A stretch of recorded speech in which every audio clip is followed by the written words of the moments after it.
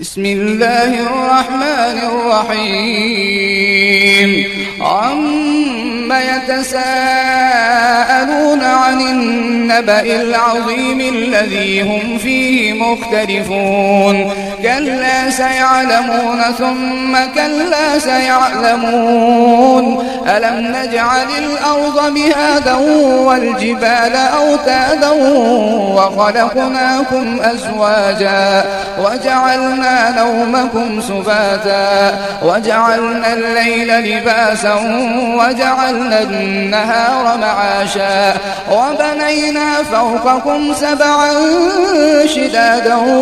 وجعلنا سراجا وهاجا وأنزلنا من المعصرات ماء ثجاجا لنخرج به حبا ونباتا وجنات ألفافا إن يوم الفصل كان ميقاتا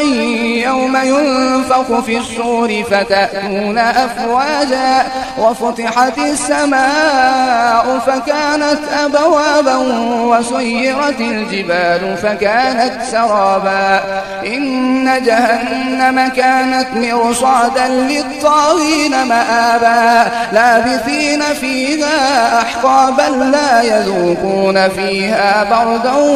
ولا شرابا إلا حميما وغساقا جزاء وفاقا إلا حميما وغساقا جزاء